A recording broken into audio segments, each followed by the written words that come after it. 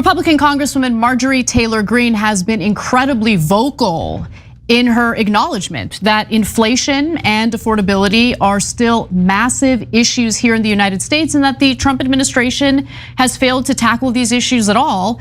And now Trump, seemingly in a fit of desperation, is making some interesting promises to the American people, isn't he, Cenk? Prices are up in the United States for coffee. It's up almost 20%. Utility up 11.7%. And then electricity is up 5.1%. And vehicle repair, if you need your car fixed, it's up 11.5%.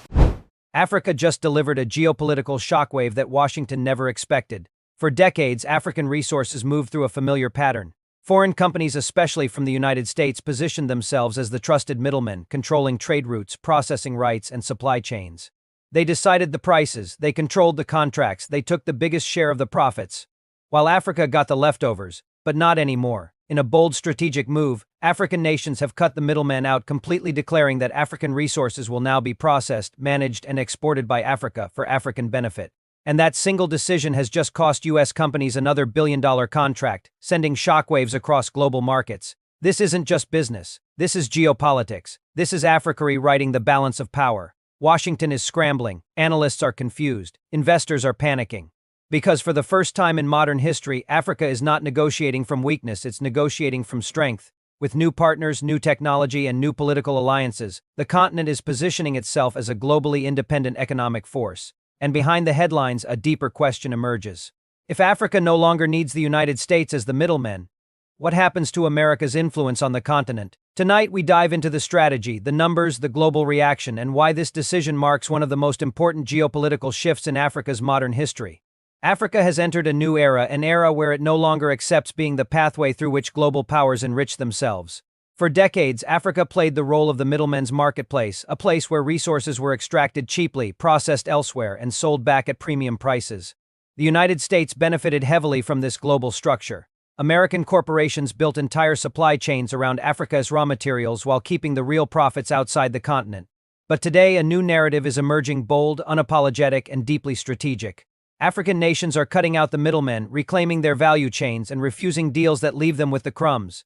And as this shift unfolds, the United States has found itself losing another billion-dollar contract, one more signal that the world order is changing faster than Washington expected. The story begins with a growing trend happening quietly across the continent. African leaders, economists, and technocrats have been studying global trade patterns for years. They've realized something. The countries that dominate world power are not the ones selling raw materials, they are the ones controlling processing, manufacturing, and export standards. Africa's minerals, crops, energy, and manufacturing inputs are the backbone of global markets, but Africa rarely controlled what happened after extraction. The profit margins were made outside the continent, and the United States was one of the biggest beneficiaries. However, Africa's new strategy is simple. If the world values African resources, then Africa should capture the largest share of the value. And that means cutting out foreign middlemen. The contract that the United States just lost represents far more than money. It symbolizes the shrinking influence of American corporations on a continent that used to be a guaranteed market. What makes this shift more dramatic is that Africa's move wasn't accidental. It was calculated, coordinated, and perfectly timed. Over the last decade, Africa's workforce has expanded rapidly. Young engineers, data scientists, agritech founders, and energy specialists began entering the workforce. Local industries, once weak and fragmented, started gaining structure. African governments pushed industrialization policies, set tariffs on raw material exports, and invested in processing plants. Suddenly, American companies noticed something they had not seen before: competition right inside Africa. The U.S. assumed it would always be the preferred partner. After all, it had decades of legacy contracts, deep diplomatic ties, and dominant multinational companies. But Africa's emerging industries no longer wanted to serve as suppliers feeding American factories. They wanted to become the factories. The recent billion-dollar contract that slipped through America's fingers involved strategic resources critical to U.S. supply chains. Traditionally, these contracts were almost automatic. American companies would extract, refine abroad, and send back the finished products. However, this time Africa refused. Instead of exporting raw materials, African governments demanded local processing, local jobs, and local value retention. This requirement instantly changed the game. American corporations, heavily optimized for offshore processing, weren't ready to shift their operations. They insisted on maintaining their old model: control the supply chain, minimize Africa's gains. They agreed to build processing hubs on African soil, transfer advanced technology, train local workers, and keep a majority of the profits within the continent. In the past, these demands would be dismissed as unrealistic or too ambitious. Today, they are the new conditions for doing business. Washington was caught off guard. Reports from U.S. analysts revealed growing concern that Africa's changing approach threatens America's manufacturing base, especially industries that depend heavily on affordable raw materials. What used to be cheap and easy access is now becoming expensive and competitive. Behind closed doors, think tanks warn that the U.S. is losing influence in sectors that will define the future: minerals, agriculture, energy storage, telecom infrastructure, and even green manufacturing. Africa is no longer simply selling resources. It is negotiating leverage. The U.S. loss of this contract triggered political debates. Senators questioned whether Washington underestimated Africa's industrial awakening. Economists warned that losing African partnerships means losing access to supply chains that power American technology, agriculture, and energy. Lobby groups representing American corporations pressured the government for intervention, arguing that Africa's refusal could set off a domino effect across the continent. But the truth is deeper. Africa is not just reacting, it is executing a continental strategy. Organizations like the African Continental Free Trade Area (AFTA) have laid the groundwork for a massive industrial bloc.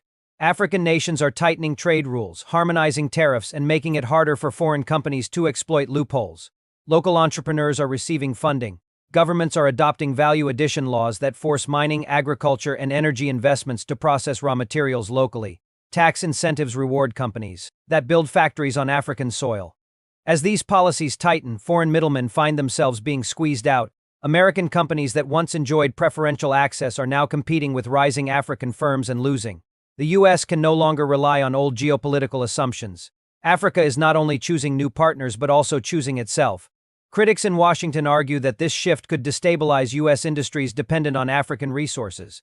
They warn that increased local processing could raise global prices, disrupt supply chains, and accelerate inflation in certain sectors. But African governments see this differently. They see a long overdue correction.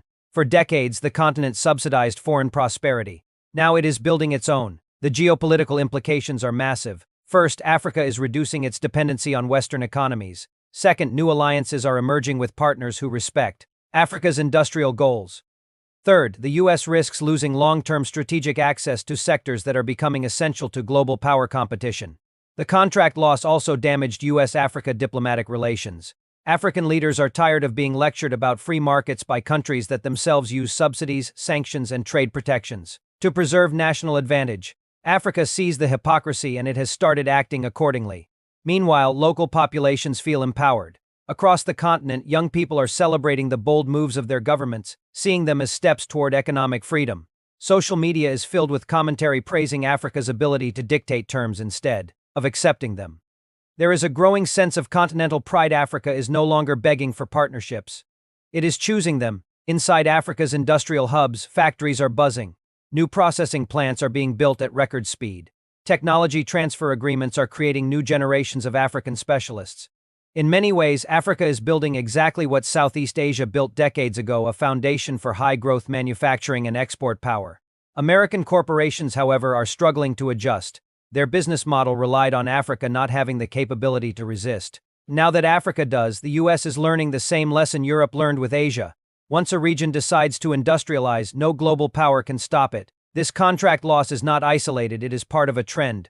Over the last 3 years alone, the U.S. has lost deals in energy, grain, telecoms, aviation, agriculture, and infrastructure. Each time, America believed it was unbeatable.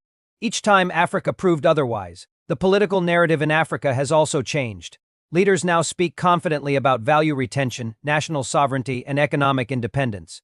Gone are the eras when African officials apologized for demanding better terms. Instead, they now say, if you want to work with us, respect our rules. Global analysts describe Africa's new position as one of strategic assertiveness.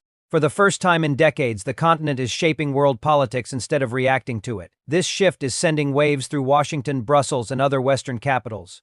But for Africa, this is the natural evolution of a continent that has carried the weight of global supply chains without enjoying the rewards.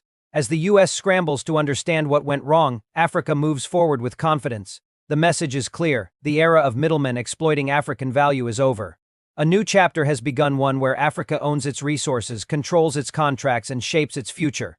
And as America watches another billion-dollar deal disappear, it's becoming painfully clear that the continent it once underestimated has finally discovered its power. This is no longer an isolated story. It is a geopolitical revolution. Africa is cutting out the middlemen, and the world is feeling it. In the end, this story is so much bigger than a billion-dollar contract. It is bigger than America losing one more deal. Bigger than geopolitics. Bigger than diplomacy. What we are witnessing is the rise of a continent that refused to stay silent, refused to remain dependent, and refused to be defined by the world's expectations. This moment, Africa cutting out the middleman, is the moment generations before us prayed for, dreamed of, and fought for in silence. For decades, Africa's wealth left the continent before Africans even touched it. Our minerals built foreign cities, our crops fed foreign nations, our oil fueled foreign industries. Our young people were told to accept less, to wait, to be grateful. We were told that the global system is fixed, that this is just how trade works, that Africa cannot do it alone. But today, that old story is collapsing. The decision to cancel an American contract is not just economics, it is a declaration of self-worth. It is Africa saying, we are done watching others grow rich while our people stay poor. We are done exporting our future at bargain prices. We are done being the foundation of global supply chains, without being allowed to climb them. For the first time in a long time, Africa is not begging for a seat at the table. We are building our own table. Look at what this moment represents. New factories rising where old promises once stood. New skills being taught where ignorance was once assumed. New alliances forming where exploitation once dominated. African engineers, African scientists, African planners, young, brilliant minds finally being given the opportunity to shape their own destiny on their own land. There is something deeply emotional about watching Africa stand tall, watching leaders say no, watching foreign powers finally realize that the continent they underestimated has awakened. The world is no longer looking at Africa as a passive market. They are watching a continent that is now negotiating from a place of strength, not desperation. And yes, America is shocked. They never thought they could lose this deal. They never imagined Africa would reject their terms. They assumed Africa would always choose the familiar path, the path of dependency. But Africa chose differently. Africa chose courage over fear.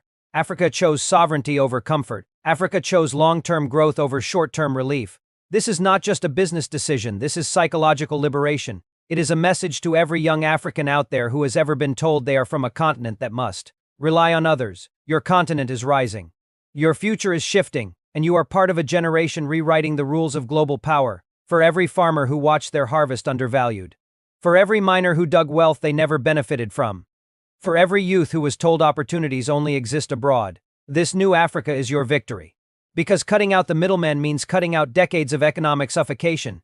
It means keeping the value and keeping the jobs. It means African wealth finally staying in African hands. And that is something no global power wants to see, but something African people desperately need. And as we close this story, the world is watching. Africa with a new expression, fear mixed with respect. Because once a continent learns how powerful it truly is, nothing can hold it back. Not old contracts, not foreign influence, not outdated assumptions, not geopolitical pressure. Africa has found its voice. Africa has found its leverage. Africa has found its confidence. This is not the end of the story. This is the beginning of a new chapter, one where Africa decides who to partner with, what price to accept, and what future to build. A chapter where foreign powers must adapt to Africa's terms, not the other way around. So when history looks back at this moment, this billion-dollar contract that America lost, it will not see a business loss.